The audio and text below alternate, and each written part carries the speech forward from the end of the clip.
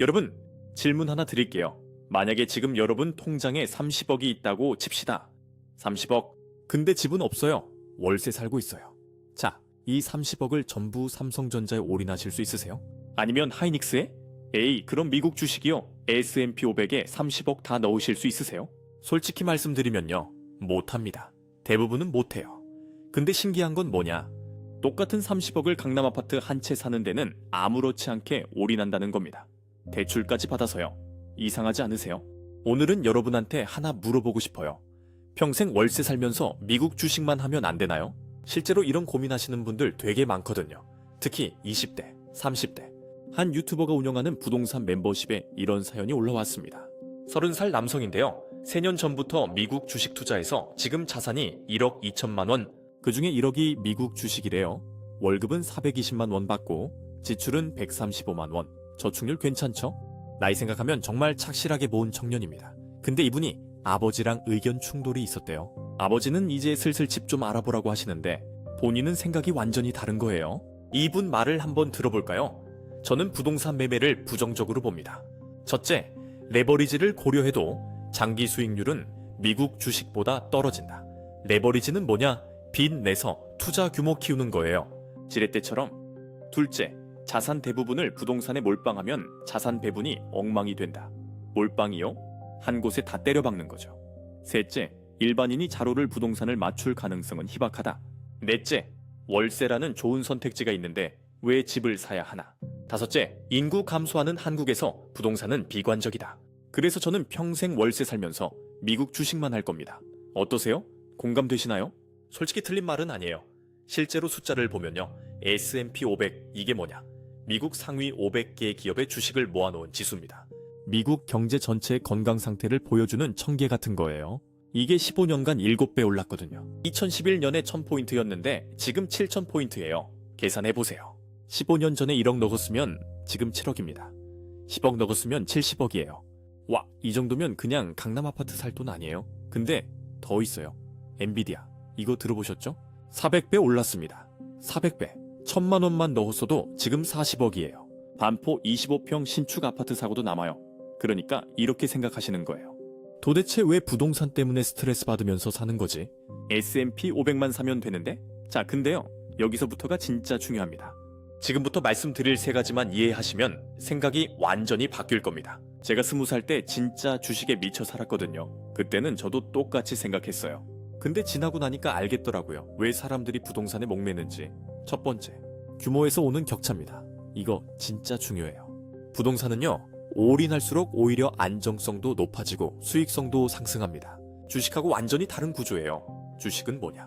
내가 100만 원 있어도 삼성전자 삽니다. 100억 있어도 삼성전자 사요. 똑같은 거 사는 거예요. 근데 부동산은 달라요. 100억 있으면 반포 아파트 사는데 100만 원으로는 반포 아파트 지분 0.01%도 못 삽니다. 전부 아니면 못 사는 거예요. 올인이에요. 그래서 뭐가 벌어지냐? 돈이 많으면 오히려 더 좋은 투자를 할 수 있고 돈이 없으면 리스크 많은 투자를 해야 되는 게 부동산입니다. 이게 주식이랑 정반대예요. 한번 상상해 보세요. 강남의 30억짜리 아파트에 내 전 재산 다 넣는 거. 여러분, 할 수 있어요. 실제로 많은 사람들이 이렇게 합니다. 전 재산에다가 대출까지 받아서 집 사요. 근데요, 만약에 내 전 재산이 30억인데 나는 집도 없고 월세 살면서 하이닉스에 30억 올인한다? 이런 사람 많지 않습니다. 아니요, 저는 올인할 수 있을 것 같은데요. 그래요? 통장에 얼마 있으세요? 저 4천만 원이요. 그렇죠. 4천만 원이나 4억 있으면 올인할 수 있어요. 근데 내 인생에 피땀 눈물 다 서려 있는 전 재산 30억을 하이닉스에 다 넣겠다? 이거 할 수 있는 사람 정말 적습니다. 왜냐면 여기서 손해보는 순간 내 인생이 부정당하거든요. 상승장 때는 다들 한다고 그래요. 와, 하이닉스 30만 원에 샀을 때 지금 90만 원 되면 30억이 90억 되는데 나 왜 못해? 근데요, 횡보만 해도 횡보는 뭐냐? 제자리 걸음이에요. 오르지도 내리지도 않고 옆으로 가는 거. 이것만 해도 손이 떨리기 시작합니다. 내가 주식에 30억 다 박아놓고 통장에 100원도 없어요. 근데 횡보해요. 어느 날 3% 빠져요. 얼마 날아간 거예요? 9천만 원이요. 다음날 2% 올라요. 6천만 원 올랐네요. 이러면서 하루하루가 피 말리는 일들을 당하게 됩니다. 자, 그 사연자분이 이렇게 말씀하셨죠. 일반인이 자로를 부동산을 마칠 가능성은 희박하다. ETF 같은 분산 투자가 불가능하다. ETF는 뭐냐? 여러 주식을 한 바구니에 담아서 파는 상품이에요. 과일 선물 세트처럼 여러 종목을 한꺼번에 사는 거죠. 근데요, 이건 부동산을 잘못 이해하신 겁니다. 오를 부동산 맞추는 거 너무 쉬워요. 여러분도 알고 저도 알고 다 알아요. 세상에 오를 만한 부동산 맞추는 건 쉽습니다. 근데 그만한 돈이 없어요. 이게 문제예요. 오를 게 뻔해요. 맞잖아요. 오를 게 왜 몰라요? 강남에 지금 재건축하고 있는 거 사업성 좋은 거 사면 그냥 저건 놔두면 무조건 가는 거예요. 저게 안 오르진 않아요. 한 년 안에 오를지 2년 안에 오를지는 모르지만 10년 뒤, 20년 뒤에는 엄청 비싸져 있겠죠. 사업성도 좋고 위치도 좋은데. 근데 그게 30억, 40억, 50억, 60억 하니까 못 사는 겁니다. 다른 동네에도 좋은 거 많아요. 근데 저걸 살 돈이 없어서 못 사는 거예요. 어려운 게 아니고 돈이 없는 게 어려운 겁니다. 자, 그래서 서울 아파트 평균 수익률을 봅시다. 10년 평균 7%, 20년 평균 6%, 30년 평균 6.5% 정도 나옵니다. 별거 아닌 것 같죠? S&P 500이 연평균 11%인데 서울 아파트는 겨우 6에서 7%라고요? 근데 여기 함정이 있어요. 첫째, 주거비가 안 들어갑니다. 내가 여기 살면 월세비 안 나가요. 둘째, 레버리지 효과가 빠져 있어요. 대출 받아서 투자하는 거 말이에요. 셋째, 이건 평균이에요. 평균. 돈이 많으면 어떻게 되냐? 돈이 많고 취향이 특이하지만 않으면 일반 사람들이 좋아하는 대단지, 초등학교 있고 상권 괜찮은 그냥 무난한 거를 돈으로 딱 사버리면 이 평균 수익률보다 훨씬 높습니다. 평균이 7%라는 건 돈만 많으면 12%, 13%도 나온다는 거예요. 괜찮은 아파트를 선별해서 투자하면 보통 연평균 10에서 15% 정도 나옵니다. 예를 들어 잠실 아파트 같은 경우는 연평균 거의 17에서 20% 이상 나오거든요. 이게 주식 대비 절대 나쁜 투자 아닌데 그걸 살 돈이 없는 거예요. 살 돈이 없는 게 제일 문제입니다. 여기다가 만약에 정부 정책을 잘 만나서 주담대를, 주택담보대출이죠. 이걸 괜찮게 받을 수 있다면 연평균 수익률이 15에서 25% 이상 나오는 경우도 있습니다. 전세 끼고 샀더니 내가 7억 주고 산 게 지금 40억 돼 있고 뭐 이런 경우 많거든요. 그러니까 수익률 나쁘지 않아요, 생각보다. 근데 뭐라 그랬죠? 돈이 없으면 난이도가 급등하는 거예요. 돈이 없을수록 난이도가 확 올라갑니다. 1,000만 원 가지고 부동산으로 돈 벌려면 뭐 경매를 한다거나 지방 가서 정말 어려운 단타 치고 별의별 일을 하는 거죠. 돈이 많으면 느긋하게 그냥 하나 툭 사놓으면 쭉쭉 올라갑니다. 마치 한국항공처럼. 그래서 부동산이 어려운 거예요. 돈이 없어서 어렵다. 이게 주식이랑 다른 점입니다. 자, 두 번째, MDD에서 오는 공포입니다. MDD, 이게 뭐냐? Maximum Drawdown, 최대 낙폭이에요. 쉽게 말하면 내가 투자한 돈이 최고점에서 최저점까지 떨어진 최대 폭을 말합니다. 내 통장 잔고가 제일 많을 때와 제일 적을 때의 차이예요. 주식이 멘탈 관리가 쉽다고 얘기하는 분들은 보통 주식을 짧게 하신 분들입니다. 짧게 뭐 2에서 3년, 1에서 2년 정도 하면 왜 올라가는데 이걸 왜 안 하지? 잠깐 버텼더니 그냥 다시 회복하던데요. 이런 얘기들을 해요. 근데 주식을 길게 하면요. 와, 멘탈 너무 털린다 하는 얘기들을 합니다. 왜냐? MDD가 너무 커서 그래요. 한번 봅시다. 역사적으로 S&P 500이 얼마나 빠졌는지. 1929년에서 1932년 사이 미국 대공황 때요. 86% 빠졌습니다. 86%. 그 말은 뭐예요? 내가 만약에 여기에 100억을 넣었으면 내 재산이 14억 남는 거예요. 그냥 지수에 투자했는데 개별 종목도 아니고 지수인데 86% 날아간 겁니다. 2000년에서 2002년 사이 닷컴 버블 때요. 49% 빠졌어요. 지수가 반토막 났다는 거예요.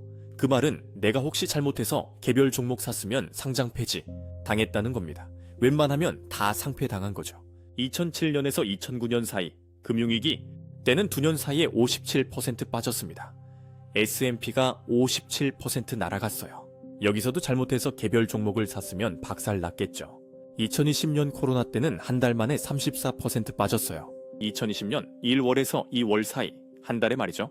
내가 S&P 500이 좋다고 해서 여기 1,000억 넣었더니 한 달 만에 3억 4천이 날아가는 거예요. 그러니까 내 전 재산이 한 방에 증발합니다. 더 무서운 통계가 있어요. 2993년부터 약 29년간 S&P 500의 MDD를 분석한 자료인데요. 내 재산이 5% 이상 빠지는 때가 25년이래요. 29년 중에 25년. 거의 매년이라는 거죠. 매년 내 전 재산이 5% 이상 빠져요. 내가 만약에 30억 넣었어요. 그럼 1억 5천은 그냥 언제든지 빠진다는 거예요. 언제든지 빠졌다, 올랐다, 빠졌다, 올랐다 한다는 거죠. 그때마다 내 속은 다 들어가겠죠. 10% 정도 빠지는 게 20년이래요. 그러니까 세 분의 두는 항상 10%씩 내 재산이 녹았다가 부활했다가 녹았다가 부활했다가 합니다. 15% 빠지는 때도 15년. 투자 기간의 절반은 15%씩 왔다 갔다 하는 거예요. 죽다가 다시 살아나고 20% 이상 빠지는 때도 10년이에요. 30년 투자해서 10년은 항상 20% 이상 내 재산이 날아가요. 1월에는 30억이었는데 갑자기 쭉 빠지고 이런 일들을 거의 계속 겪으면서 이거를 버텨야 된다는 겁니다. 그나마 지수 투자니까 좋은 거지 개별 종목으로 하면 더 대단하겠죠. 그래서 주식하는 분들이 이런 얘기 하잖아요. 빠지면 박앤세일이야. 그때 더 담으면 돼. 근데요, 이거는 원금이 작을 때 얘기입니다. 200에서 3억 정도 굴릴 때 얘기하는 거예요. 200에서 3억 투자된 상태에서 30% 빠졌어. 오케이? 그럼 나는 저축한 거로 또 넣으면 되지. 이렇게 되는데 내 전 재산이 여기 들어가 있다고 칩시다. 30억을 제외되었어요. 근데 여기서 20% 빠졌어요. 투자금이 30억이고 연 저축액이 5천만 원이면요. 20% 마이너스 맞으면 6억이 날아갑니다. 6억이 날아간 상태에서 내가 오케이, 박앤세일, 내 저축액 5천 넣을게. 물타기를 한다? 큰 의미가 없겠죠. 뭐 안 하는 것보단 낫죠. 장기 우상향 하니까. 근데 몇 억의 마이너스를 맞으면 멘탈이 버티기가 쉽지 않다는 겁니다. 자, S&P 500이 항상 좋았냐? 그런 것도 아닙니다. 2000년에서 2002년에 닷컴 버블이 터지면서 50% 가까이 폭락했잖아요. 거기서 빠져서 다시 회복한 게 2007년이에요. 7년 걸렸어요. 2000년도에 7월에 $100 투자하신 분들이 거의 7년 걸려서 2007년에 겨우 전고점은 뭐냐? 이전에 찍었던 가장 높은 가격이죠. 여기를 도달했다가 금융위기가 터지면서 다시 반토막이 나요. 그 다음에 회복된 게 2013년입니다. 2000년쯤에 닷컴 버블 때 못 나왔으면 박살나고 3년 걸려서 회복해서 야, 이제 가자 했는데 금융위기 터져서 또 박살나고 그리고 나서 2013년까지 전고점 도달을 못했어요. 그러면 이동안 순탄하게 횡보했을까요? 아니요. 여기서도 난리가 계속 납니다. 올라갔다 내려갔다 올라갔다 내려갔다 난리 나는 거예요. 부동산은 어떨까요? 한 10년에 한 번 정도 10% 정도 빠지는 것 같아요. 그리고 한 20년에 한 번 정도 폭락이라고 할 만한 게 옵니다. 근데 웬만하면 그때 아니면 우상향을 해요. 최소한 횡보 아니면 우상향을 하다가 한 번 빠지고 다시 또 횡보 아니면 우상향하다가 한 번 빠지고 빠질 때도 내일 갑자기 10% 빠지는 게 아니라 최소한 6달 정도 길면 1에서 2년 이상 걸리면서 천천히 이렇게 빠지거든요. 특히 상급지일수록 더 빈도가 낮아요. 그래서 제가 돈이 많으면 훨씬 더 안전하고 수익률이 좋은 게 부동산이라고 했잖아요. 왜냐하면 돈이 많으면 상급지를 가기 때문에 사람들이 좋아하는 걸 사놓는 거예요. 사람들이 막 몰려오는데 내가 요걸 하나 가지고 있는 거죠. 그러니까 이게 좀 덜 흔들리기도 하고 빠져도 안 파는 사람도 많고 실제로 거래가 막 멈추기는 하지만 안 내려가고 버티는 경우들도 많거든요. 그러니까 안정성의 차이가 있다는 걸 생각하셔야 됩니다. 주식은 빠지면 답이 없잖아요. 주식이 빠지면 내가 거기 가서 경영권 참여할 것도 아닌데 근데 주택은 빠져도 거주를 할 수 있기 때문에 어차피 내가 월세를 내든 전세를 내든 뭔가 어딘가에서 살긴 살아야 되잖아요. 그러면 나는 어차피 투자 개념으로 접근도 했지만 집이니까 그냥 거주하고 살아보자. 살다 보면 회복하겠지. 그걸 믿고 버텼던 분들은 2022년, 2023년에 힘들었지만 다시 또 회복해서 지금 전 고점을 돌파하고 가고 있는 거죠. 그동안 마음은 좀 힘들었어도 거주는 했으니까. 자, 마지막. 세 번째. 결국 집이 종착지라는 개념입니다. 이건 말 그대로 의식주예요. 의식주. 인간 생존의 필수 3가지 요소입니다. 먹고, 입고, 자는 것. 근데 이거 체감이 잘 안 됩니다. 왜냐? 2024년 통계를 보면요. 대한민국 남성 평균 초혼 연령이 33.9세래요. 초혼 연령은 뭐냐? 처음으로 결혼하는 나이죠. 지금은 아마 34세 넘었을 거예요. 여성 평균 초혼 연령이 31.6세니까 지금 아마 32세는 넘었겠죠. 그 말은 뭐예요? 기본적으로 한국 남녀가 결혼을 되게 늦게 합니다. 늦게 하기 때문에 결혼을 하지 않으면 사실 집에 대한 중요성을 알 수가 없어요. 이건 저도 마찬가지였고 여러분들도 마찬가지입니다. 한 유튜버의 경험담을 들어보면 결혼하기 전에는 집이야 그냥 숙소 있으면 되는 거지. 반지하 살면 어때? 이런 마인드로 살았대요. 근데 지금은 안 그래요. 가족이 있고 아이가 있으니까 애들 데리고 그냥 반지하 갈까? 이런 마음이 하나도 들지 않는다고 합니다. 2022년 기준으로 40대가 됐을 때도 30%는 결혼을 안 했더래요. 그러니까 40대 미혼이 30%예요. 그만큼 이제는 결혼이라는 걸 되게 늦게 해요. 늦게 하고 나중에 하기 때문에 집에 대한 필요성을 많은 사람들이 잘 느끼지 못하는 것 같아요. 나 그냥 원룸에서 살면 되는데, 나 그냥 오피스텔 월세 얻어서 살고 있는데 뭐가 문제지? 라는 거죠. 그렇지만 이런 분들도 늦어지긴 하지만 결국 결혼을 합니다. 결혼을 하는 순간 어떤 일이 일어나는 거죠? 미혼의 가장 큰 장점은 나한테 의지하는 사람이 없다는 거예요. 이게 가장 큰 장점입니다. 물론 부모님한테 용돈 드려요. 뭐 이런 거 있지만 그건 정말 사소한 거죠. 진짜 나한테 의지하는 건 뭐냐면 나만 바라보는 가족이 있는 거예요. 아이가 있다거나 아내가 있다거나 남편이 있는 거. 이 사람이 나 아니면 안 되는 그 가장의 책임들이 생기거든요. 그러면 그때부터는 생각이 완전히 달라집니다. 한 경험자의 증언을 들어보면 이래요. 아이를 낳기 전에는 백날 얘기해도 몰랐는데 애를 낳아보니까 알겠더라.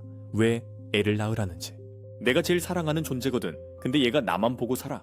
그래서 진짜 대단한 것 같아. 내가 너무 사랑하는 존재가 나만 보고 있어. 그리고 또 내가 사랑하는 사람이 또 배우자겠지. 그러니까 어떻게 돼? 내가 사랑하는 사람들이 나만 보고 있는 거야. 그러니까 내가 이제 더 이상 나만의 몸이 아닌 거지. 이제부터는 어떻게 해야 되지? 내가 얼마나 더 잘 살아야 되지? 안 그러면 아이를 내가 어떻게 키우지? 이런 걱정들을 엄청나게 하게 됩니다. 그러니까 결혼을 하고 자녀를 낳으면 자연스럽게 알게 된다는 거죠. 자, 그 사연자의 부모님은 아파트 점프하시면서 부동산 투자 잘하셨대요. 근데 아들과 이견이 있다고 했잖아요. 한 분석가는 이렇게 봅니다. 아이에게 더 잘해주고 싶다는 마음이 들거든요. 부모가 되면. 그러면 이 사연자의 부모님이 우리 사연자를 그런 생각으로 키우셨겠죠. 아, 우리 애한테 잘해주고 싶다. 그런 마음에 열심히 사셨을 거예요. 그러니까 아파트를 막 점프하면서 부동산 투자를 하셨던 거야. 투자를 했다기보다는 정확하게는 우리 사연자를 조금 더 좋은 곳에서 키우고 싶어서 열심히 사신 거죠. 그래서 조금 더 넓은 집, 조금 더 좋은 아파트. 이렇게 하다 보니까 돈을 번 게 아닌가 생각합니다. 보통 부모님들이 맛있는 것도 먼저 아이들 주려고 하잖아요. 그게 실제로 주고 싶어서 주는 거예요.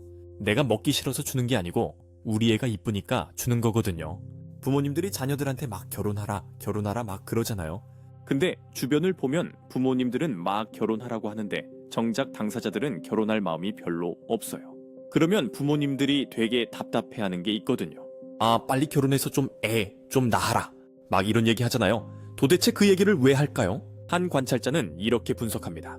부모님이 그 아이를 키우면서 엄청 행복했었거든요. 그래서 그런 것 같아. 자기도 우리 애를 낳아서 되게 행복하거든. 고생도 하지만 행복감도 있거든. 결혼이 무조건 행복하지만은 않은데 좋은 것도 있고 힘든 것도 있어. 근데 힘든 것도 좋은 게 이기는 경우가 많더라. 그래서 내가 너를 키우면서 행복했기 때문에 너도 너랑 비슷한 아이를 낳아서 행복했으면 좋겠다는 마음이 부모님들이 결혼해라, 애도 낳고 좀 살아라고 말하는 이유가 아닌가 생각이 듭니다. 나이가 들면서 알게 되는 거예요. 결국 살아보니까 자식이 중요하고 결혼이 중요하고 배우자가 중요하더라는 걸 알게 되는 것 같아요. 뭐 그렇다고 사연자가 잘못하는 건 아닙니다. 잘못하는 건 아니고 원래 그런 생각을 할 시기고요. 뭐 저도 그랬기 때문에 이거는 전혀 잘못된 건 아닙니다. 안 가본 거를 어떻게 알겠어요? 당연히 모르는 게 맞죠. 그래서 오히려 지금 중요한 건 이거 같아요. 결혼하고 싶은 사람을 만나는 게 중요한 것 같아. 지금 결혼하고 싶은 사람을 만나면 자연스럽게 제가 얘기한 게 떠오를 거예요. 뭔가 이 사람하고 결혼하고 싶은데 애도 낳고 싶은데 애를 어디다 키우지? 그럼 지금 사는 월세 집에다 키워야 되나? 이건 아닌 것 같은데 어떡하지? 집은 하나 사야 되겠지? 이런 생각들을 하게 되는 거죠. 그러면서 자연스럽게 해결이 될 것이다. 뭐 걱정하실 필요는 없습니다. 주식으로 돈 많이 버시면 되고요. 그러면 알아서 나중에 집도 사게 된다. 집이라는 건요, 지킬 것이 생기면 사고 싶어지는 겁니다. 반대로 내가 지킬 게 없다, 그냥 저는 제 몸뚱이 하나입니다 하는 분들은 집에 대한 욕망이 많을 수가 없어요. 너무 당연한 거예요. 필요가 없는 거죠. 필요가 없는데 내가 왜 이걸 필요하다고 생각하겠어요? 그러니까 이게 이상한 건 아니지만 지나고 나서 결국 내가 무언가를 지키고 무언가를 보호하면서 발전하고 싶다는 마음이 들면 자연스럽게 집의 의미를 찾게 될 것입니다. 정리해 드릴게요.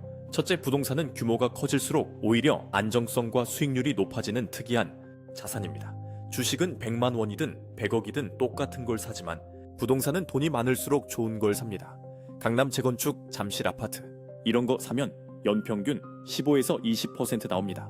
둘째, MDD 최대 낙폭. 주식은 29년 중 25년 동안 매년 5% 이상 빠집니다. 대공황 때는 86% 폭락했고 금융위기 때는 50% 증발했어요. 당신의 전 재산 30억이 하루아침에 14억으로 줄어드는 공포. 이걸 견딜 수 있나요?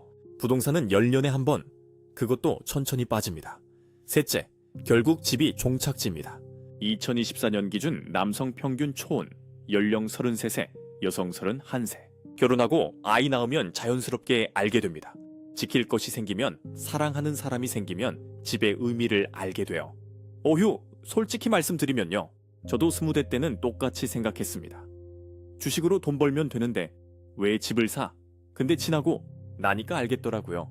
인생은 숫자만으로 계산되지 않는다는 걸. 그래서 제 조언은 이겁니다. 지금은 주식 열심히 하세요. 미국 주식 좋아요. S&P 500 좋습니다. 근데요, 돈 모이면 결혼하고 싶은 사람 만나면 그때 집도 한번 생각해보세요. 그때 가서 이 영상 다시 보시면 아, 이 말이 이런 뜻이었구나 하실 겁니다. 위기를 두려워하는 사람들은 선택지를 잃고 위기를 이해하는 사람들은 선택지를 넓힙니다. 주식이냐 부동산이냐가 아니라 언제 주식을 하고 언제 부동산을 할 것인가의 문제예요. 선택은 여러분의 몫입니다. 아직 늦지 않았습니다. 지금부터라도 현명하게 준비하세요.